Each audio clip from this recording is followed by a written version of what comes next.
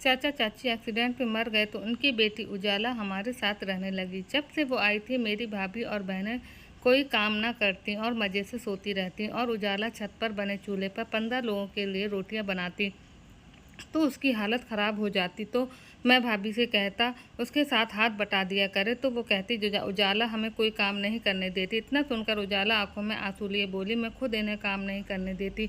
एक दिन उसकी तबीयत ख़राब थी तो मैंने सोचा उजाला का हाथ बटा दूं। तो जैसे ही मैं छत पर गया तो सामने का दृश्य देखकर मेरे होश उड़ गए, क्योंकि हमारे चाचा चाची गाँव में रहते थे। माँ से मिलने शहर में बस में आ रहे थे कि उनका बस पलट गई। बस के मुसाफिर अपनी जान से हाथ धो बैठे थे। मेरे चाचा चाची भी इस हादसे का शिकार हो गए थे। चाचा चाची की बस एक ही बेटी थी उजाला। मेरी माँ और पापा गांव में गए थे उनका क्रियाक्रम करने के लिए, लेकिन जब वापस आए तो उनके साथ उजाला भी थी। वो मुझसे शायद 1 साल ही बड़ी होगी। वो 18 साल की थी और मैं 17 साल का था। उसके हाथों में अपना छोटा सा बैग पकड़ा हुआ था और सिसकियों से रोई जा रही थी। बार बार मेरी माँ के गले लगकर कहती थी कि बड़ी माँ मुझे माँ पापा क्यों अकेला छोड़ गए। मेरी माँ उसे तसल्ली देने लगी।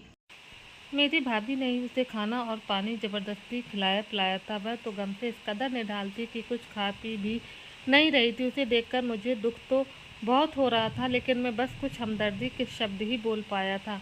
मेरे 2 भाई थे जो शादीशुदा थे, 2 बहनें भी थी। एक की शादी हो चुकी थी और एक अभी कुंवारी थी। माँ उसके लिए रिश्ते देख रही थी। मैं सबसे छोटा था। कुछ दिन तो उजाला को सब तसल्ली देते रहे, लेकिन फिर उससे भाभी कहने लगी कि इस तरह से तो तुम हर समय परेशान रहोगी, तुम्हें अपने आप को घर के कामों में व्यस्त कर लेना चाहिए। वो कहने लगी कि मैं गांव में पढ़ती थी, हमारे गांव में कॉलेज भी थे, लेकिन किसी ने भी उसकी इस बात की तरफ ध्यान नहीं दिया। भाभी कहने लगे कि पढ़कर तुमने क्या करना है, घर के कामकाज ही तो करने हैं। मेरी माँ कहने लगी कि मेरी दोनों बेटियां 10वीं तक ही पढ़ी हैं, एक की तो मैंने शादी कर दी, अब दूसरी का भी रिश्ता देख रही हूँ। हमारे यहाँ ज़्यादा पढ़ाई को अहमियत नहीं दी जाती थी, लड़की का तो बस घर के कामकाज ही आना चाहिए। उजाला चुप हो गई। मुझे ये महसूस हुआ जैसे उसे पढ़ाई करने का बहुत शौक था। बहरहाल मैंने अपनी माँ से कहा कि आप इसे पढ़ने दें, अगर चाचा चाची जिंदा होते तो ज़रूर इसे शिक्षा दिलवाते। माँ मुझे डांटने लगी कि तुम्हें इससे ज़्यादा हमदर्दी करने की ज़रूरत नहीं है। अरे लड़कियों को पढ़कर कौन सी नौकरी करना होती है, 10 पढ़े 14 पढ़े या 16 पढ़े, घर के काम ही करने होते हैं। तुम्हें इन बातों की अभी समझ नहीं। मैं अपनी माँ की बात सुनकर चुप सा हो गया। धीरे धीरे घर के सारे काम उजाला करने लगी। मेरी भाभी उस पर रौब जमाने लगी। कहती उजाला आटा अच्छे से गूंदना। दूसरी वाली कहती ऐसा करो रोटी के साथ साथ चावल भी बना लेना, मेरे बच्चे चावल शौक से खाते हैं। मेरी बहन कहने लगी कि शाम की चाय की जिम्मेदारी भी उजाला के ऊपर ही डाल दीजिए, वो अच्छी चाय बनाती है। गर्मियाँ शुरू हो चुकी थीं और हमारा चूल्हा छत पर बनाया गया था और दोनों टाइम की रोटी की जिम्मेदारी उजाला पर थी। वो आटा गूंदकर छत पर चली जाती। 2 घंटे बाद जब वापस आती तो बेहाल हो जाती। नीचे आती तो खाना लगाना पड़ता था। सब लोग खाना खाते और अपने अपने कमरों में चले जाते। वो सबके झूठे बर्तन उठाती और किचन में रखकर बर्तन धोने लगती। अभी बर्तन धोकर फ्री होती थी कि पापा उससे कहते थे उजाला पुत्तर जरा चाय बना दे। वो चाय का कप पापा को देती। रात के 12 बज जाते थे। सबके बिस्तर चारपाइयाँ आंगन में बिछाते बिछाते फिर जाकर उसके सोने की बारी आती थी। सुबह जब मैं कॉलेज जाने के लिए उठता तो वही मुझे नाश्ता बनाकर देती थी। बाकी सब सो रहे होते थे। एक दिन मुझसे कहने लगी कि अपनी पुरानी किताबें मुझे दे देना। मैंने कहा तुम क्या करोगी? वो कहने लगी कि मैं पढ़ूंगी। मैंने कहा कि तुम्हारे पास टाइम होता है पढ़ने का? वो कहने लगी टाइम मैं निकाल लूँगी, बस तुम अपनी पुरानी किताबें मुझे दे दो। मैंने उसे अपनी पुरानी किताबें दे दी, लेकिन मेरी भाभी 1 मिनट भी उसे टिकने नहीं देती थी। यहाँ तक कि अपने बच्चों के फीडर तक उजाला से कहती थी कि तुम बनाकर ला दो। मुझे हैरत ये होती थी कि माँ भी उन्हें रोकती टोकती नहीं थी। एक बार मेरी बहन को देखने के लिए कुछ लोग आए थे, लेकिन जब उन्होंने उजाला को देखा तो मेरी बहन की बजाय उजाला का रिश्ता मांगने लगे। ये देखकर माँ को बहुत बुरा लगा था और मेरी बहन बिल्कुल गुस्से में माथे पर बल डाले उजाला को बुरा भला कहने लगी और माँ से कहने लगी कि ये जानबूझकर उन लोगों के सामने आई थी ताकि अपने हुस्न के जलवे दिखा सके। माँ, जब तक ये इस घर में है मुझे नहीं लगता कि मेरा रिश्ता होगा। मैं वहीं बैठा था, अपने नोट्स तैयार कर रहा था। मैंने कहा आई खुदा से डरो, क्यों इस बेचारी लड़की पर इल्ज़ाम लगा रही हो? मेरे सामने तुमने खुद ही इससे कहा था कि चाय लेकर अंदर आ जाना और अब अगर वो उजाला को पसंद करके चले गए हैं तो तुम इस पर इल्ज़ाम लगा रही हो। मेरा ये कहना था कि आप ही मुझ पर ही गुस्सा करने लगी। कहने लगी, तुम चुप रहो, तुम्हें क्या पता कि ये कितनी चालाक है। ये अच्छी तरह से मुंह धोकर आंखों में मोटा मोटा काजल लगाकर उन लोगों के सामने आई थी। मैंने कहा, आप ही, घर में जब कोई मेहमान आता है तो सभी तैयार होते हैं, भाभीयों ने भी तो मेकअप करके रखा था ना। वो कहने लगी, तुम क्यों औरतों के मामले में बोल रहे हो? तुम्हें जब इस लड़की का पता ही नहीं है तो मेरी माँ कहने लगी, तुम चुप नहीं रह सकते। खैर, जब तक सानिया की शादी ना हो जाए मैं इस उजाला की बच्ची की शादी थोड़ी करूँगी। मेरे बड़े भाई को कहने लगे, क्या ज़रूरत पड़ी है इसकी शादी करने की? अरे 3-4 साल ऐसे ही रहने दें, पहले घर के कामकाज तो अच्छे से सीख ले। इन्हीं दिनों मेरी बड़ी बहन प्रेग्नेंट हो गई तो उसके ससुराल वालों ने भी उसे मायके भेज दिया। मेरी बहन तो बिस्तर से नीचे पैर भी नहीं रखती थी, पानी तक उजाला से अपने बेड पर ही मंगवाती थी। कहती थी, डॉक्टर ने कहा कि आराम करो और मैं यहाँ आराम करने के लिए आई हूँ। पूरा दिन उजाला घन चक्कर बनी रहती थी। कभी कोई आवाज़ लगाता तो कभी कोई आवाज़ देता। कभी माँ कहती, मेरे पैरों की मालिश कर दो। कभी बड़ी बहन कहती कि मेरा सर दबा दो, बहुत दर्द हो रहा है। कभी भाभियाँ कहती, उजाला की बच्ची, तुम्हारे भाई आने वाले हैं, अभी तक तुमने रोटियां नहीं बनाई। बड़ी काहिल हो तुम, हर वक्त सब उजाला को बातें सुनाते रहते और काम भी करवाते रहते। एक बार मैं सो रहा था कि रात में मुझे सिसकियों की आवाज़ आने लगी। मैं उठकर बैठ गया। मैंने देखा तो उजाला की चारपाई खाली थी। मैं जब सिसकियों की आवाज़ का पता करते हुए स्टोर रूम तक पहुंचा तो देखा वो किताब अपने सामने रखे मोमबत्ती जलाए रो रही थी। मैंने कहा, तुम इस टाइम यहाँ क्या कर रही हो? सोना नहीं है क्या? तो वो कहने लगी कि पूरे बदन में बहुत दर्द है, आंगन में सोया नहीं जा रहा था। मैंने कहा, तो किताब क्यों लेकर बैठी हो? वो कहने लगी, पूरा दिन टाइम ही नहीं मिलता, इसलिए सोचा थोड़ा पढ़ लूँ। लेकिन सर में दर्द है और बदन में भी मुझे दर्द महसूस हो रहा था। उसका चेहरा बहुत उतरा हुआ है। मैंने जब उसकी नब्ज़ पर हाथ रखा तो वो तेज़ बुखार में तप रही थी। मैंने कहा, तुम्हें तो बहुत तेज़ बुखार हो रहा है। वो कहने लगी, शायद यही वजह है कि मेरे जिस्म में बहुत दर्द है, सर्दी भी लग रही है। मैंने फ्रिज खोला और वहाँ से दूध का एक गिलास निकाला और उसे गर्म करके उजाला को दे दिया। ये देखकर वो मुझे कुछ देर के लिए गौर से देखने लगी, फिर कहने लगी कि बड़ी माँ सुबह डांटेंगी कि दूध किसने पिया है। मैंने कहा कि मैं कह दूंगा कि मैंने दिया था, इस टाइम तुम्हें इसकी ज़रूरत है। मैंने उससे दूध पीने के लिए कहा और साथ में एक बुखार की दवा भी दे दी। वो दवा खाकर सो गई। सुबह सब उजाला उजाला आवाज़ें लगा रहे थे, लेकिन वो बुखार की वजह से उठ नहीं पा रही थी। मैं अपने कॉलेज चला गया। जब वापस आया तो उसे बर्तन धोते हुए देखा तो मुझे बहुत दुख हुआ। वो बार बार बर्तन धोते हुए आस्तीनों से अपने आंसू पोंछ रही थी। मैंने कहा, तुम यहाँ क्या कर रही हो? तुम्हें तो बहुत तेज़ बुखार था। वो कहने लगी, तो क्या फ़र्क पड़ता है, काम तो करना है ना। मैंने कहा, क्यों नहीं फ़र्क पड़ता? कोई भी हमारे घर बीमार हो वो काम नहीं करता, तुम क्यों कर रही हो? चलो उठो यहाँ से। मैंने उसके हाथों पर पानी डाला जो कि झाग से भरे हुए थे, फिर उसका हाथ पकड़कर उसे चारपाई पर लिटा दिया। जब भाभी ने देखा तो कहने लगी, तुम इसे बिस्तर पर क्यों लिटा रहे हो? मैंने कहा, भाभी आपको दिखाई नहीं देता उजाला को इतना तेज़ बुखार है? वो कहने लगी, तुम्हें बड़ी हमदर्दी हो रही है इससे। मैंने कहा, जब आपको दिखाई नहीं दिया तो मुझे तो हमदर्दी करनी पड़ेगी ना। जब आपको बुखार होता है तो आप भी अपने कमरे से बाहर नहीं निकलती। मेरी बात सुनकर वो कहने लगी कि तुम्हारी बड़ी ज़बान चलती है इसके लिए। तो मैंने कहा, जी हाँ। खैर, कुछ देर बाद ही मेरी बड़ी बहन उजाला को आवाज़ें देने लगी। कहने लगी, उजाला की बच्ची बहरी हो गई है, मेरी आवाज़ सुनाई नहीं देती, मुझे नाश्ता बना कर दो। मैं अपनी बड़ी आपी के कमरे में चला गया। वो बिस्तर पर लेटी फ़ोन पर अपने शौहर से बातें कर रही थी। मैंने कहा, अब आपको ऐसी भी कौन सी बीमारी हो गई है कि आप अपने लिए चाय तक नहीं बना सकती? वो कहने लगी, क्या तुम्हें नहीं पता कि मैं प्रेग्नेंट हूँ? मैंने कहा, प्रेग्नेंट होना कोई बीमारी तो नहीं है। प्रेग्नेंट बहुत सी औरतें होती हैं, बल्कि शादी के बाद ज़्यादातर तो औरतें प्रेग्नेंट ही होती हैं, तो घर के काम छोड़कर बिस्तर संभाल कर बैठ जाती हैं। मेरी बात सुनकर आप ही कहने लगी, तुम्हारी ज़्यादा ज़बान नहीं चलने लगी? चलो जाओ और उजाला से कहो मुझे नाश्ता बना कर दे। मैंने कहा, वो आप लोगों की नौकरानी नहीं है। उजाला को बहुत तेज़ बुखार है, आप लोगों को ज़रा भी एहसास है उस लड़की का? इतने में मेरी माँ भी आ गई। वो कहने लगी कि तुम्हें क्यों इतना एहसास हो रहा है? अरे सुबह मैंने उसे नाश्ते के बाद दवाई दे दी थी, बुखार उतर गया था उसका। वो ज़रा से बुखार पर बहाने बनाकर लेट जाती और तुम ज़्यादा उससे हमदर्दियाँ ना दिखाया करो, समझे ना। मेरी माँ उल्टा मुझे ही डांटने लगी। मेरी छोटी बहन जो मुझसे बड़ी थी, सानिया, वो कहने लगी, माँ इसको ज़रा संभाल कर रखें, इसे बड़ी हमदर्दी हो रही उससे। उजाला बड़ी चालाक है, कहीं इसे अपनी अदाओं में ना फंसा ले। मैंने कहा, आप ही कुछ तो सोच समझ कर बात किया करें।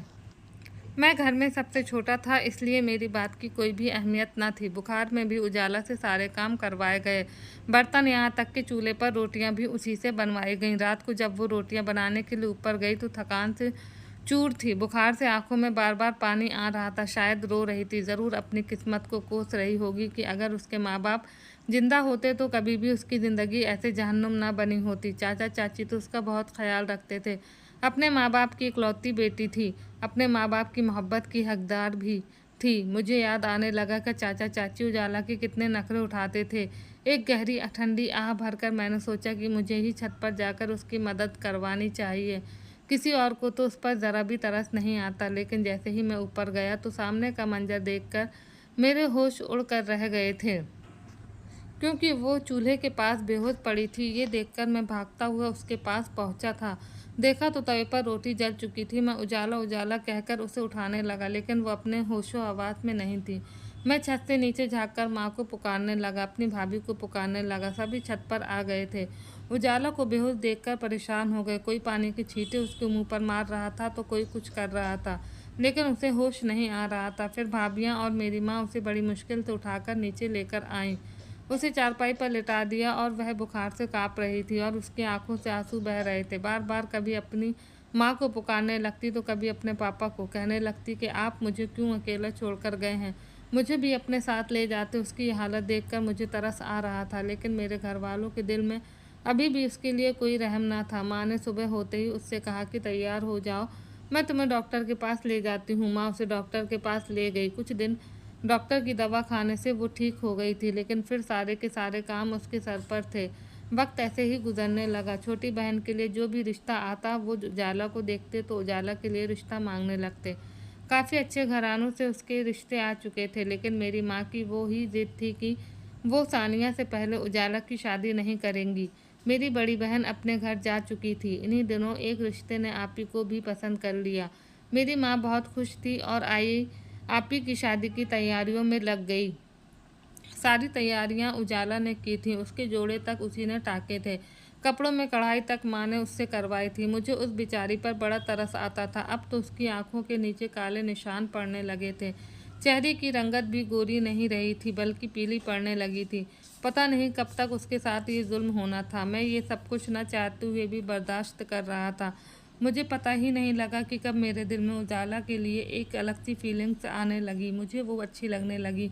मेरे दिल में उसके लिए हमदर्दी कब प्यार में बदल गई मुझे पता नहीं चला। हालांकि वो मुझसे 1 साल बड़ी थी, लेकिन मैं उससे प्यार करने लगा था। मुझे बस इस बात का इंतज़ार था कि मैं पढ़ाई पूरी करके अपनी नौकरी कर लूँ तो पापा से कहूँगा कि वो मेरी शादी से उजाला से करवा दें। जैसे ही मेरी पढ़ाई का सिलसिला ख़त्म हुआ, मेरी नौकरी भी लग गई। हमारे से शहर बस कुछ घंटे की दूरी पर ही ऑफिस था, इसलिए मैं सुबह जल्दी उठकर जाता था और शाम को ऑफिस बंद होने के बाद ही रात तक वापस घर लौट आता था। एक बार जब मैं घर पर आया तो मेरी माँ ने मिठाई मेरे मुंह पे डाल दी। कहने लगी, मुबारक हो, उजाला का रिश्ता तय हो गया है। ये सुनना था कि मुझे वो मिठाई जहर लगने लगी। ऐसा लगने लगा जैसे किसी ने मेरा हलक कड़वा कर दिया हो। मैं हैरत से अपनी माँ को देखने लगा, लेकिन चुप हो गया कि उसका रिश्ता तय हो चुका है। हैरत मुझे उस वक्त हुई जब मुझे ये पता चला कि मेरी माँ ने जहाँ रिश्ता तय किया है वो 55 साल का बुढ़ा है। उसकी बीवी मर चुकी थी, बच्चे जवान शादीशुदा थे और उसे संभालने वाला कोई नहीं था। इसलिए मेरी माँ ने उजाला का रिश्ता उसके साथ तय कर दिया है।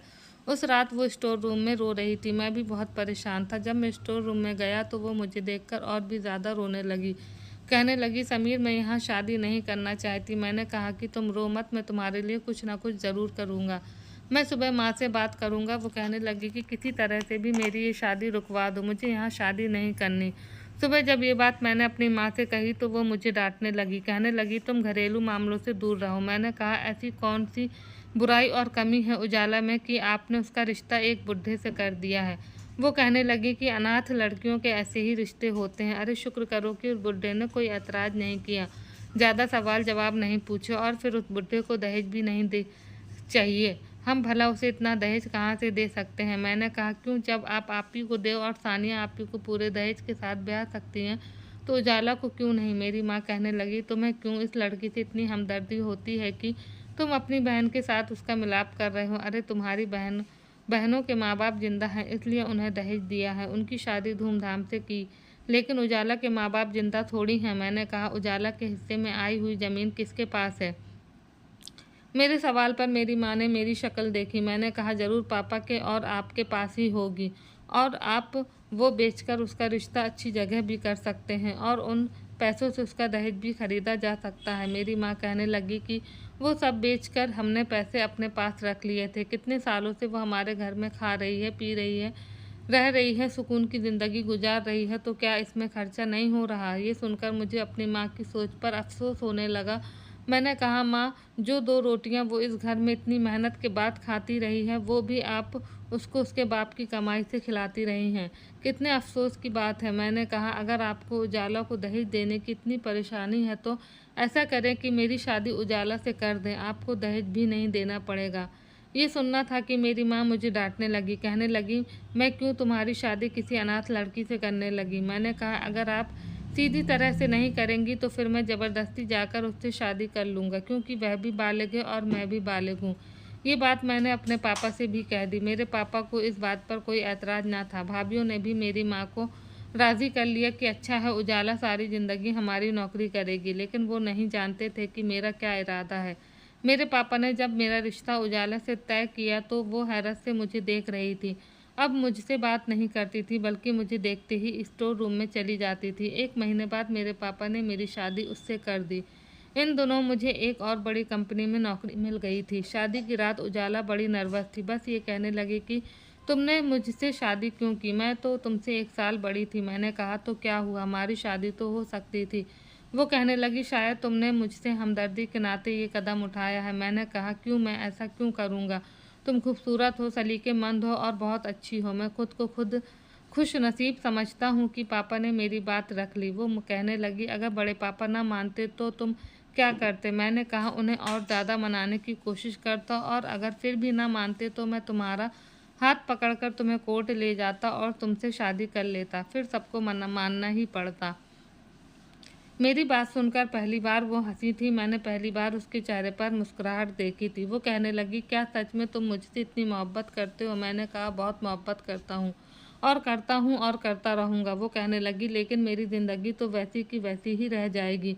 जानते हो भाभी क्या कह रही थी? कह रही थी कि अब तो उजाला हमारे घर में ही रहेगी, सारी ज़िंदगी हमारी खिदमतें करती रहेगी, और समीर शहर में नौकरी करेगा। मैंने कहा, जो कहता है वो उन्हें कहने दो। मैं जो सोच चुका हूँ मैं वो करूँगा। शादी के 1 महीने तक तो मैंने कुछ नहीं कहा। शादी के बाद उजाला के बस 2 दिन ही नखरे उठाए गए थे। 1 महीने बाद मैंने अपने पापा से कहा कि शहर में जहाँ मेरी नौकरी लगी है वहाँ से रोज़ रोज़ यहाँ आना मेरे लिए मुश्किल है। मेरी माँ कहने लगी, हाँ तो कोई बात नहीं, तुम हफ्ते में 1 बार चक्कर लगा लिया करना। मैंने कहा, नहीं माँ, हफ्ते में 1 बार आना भी मुश्किल है, मैं बस महीने में 1 आध चक्कर ही लगा सकता हूँ। मेरी माँ कहने लगी, चलो ठीक है, जाहिर है तुम्हें नौकरी तो करनी है। मैंने कहा, मैं अपने साथ अपनी बीवी को भी लेकर जाना चाहता हूँ। इस बात पर मेरी माँ को क्या पूरे घर वालों को ऐतराज़ होने लगा, लेकिन मैंने किसी का भी ऐतराज़ नहीं सुना था। मैं ज़बरदस्ती उजाला को अपने साथ शहर ले गया। वो बहुत खुश थी। हमारा छोटा सा घर था जिसे उजाला ने बड़े तरीके से सजाया था। मुझसे कहती थी कि समीर, तुमने मेरी ज़िंदगी को जन्नत बना दिया है, लेकिन सच तो ये था कि जन्नत तो उसने मेरी ज़िंदगी को बना दिया था। वो मेरा बहुत ख्याल रखती थी, मुझसे बहुत प्यार करती थी। मेरे ख्याल से मर्द को अपनी बीवी के लिए ऐसा कदम तो उठा लेना चाहिए, इसमें कोई हर्ज की बात नहीं होती। तो दोस्तों, इस कहानी को लेकर आपकी क्या राय है, कमेंट बॉक्स में ज़रूर बताएं, और अगर कहानी अच्छी लगी हो तो प्लीज़ लाइक करें।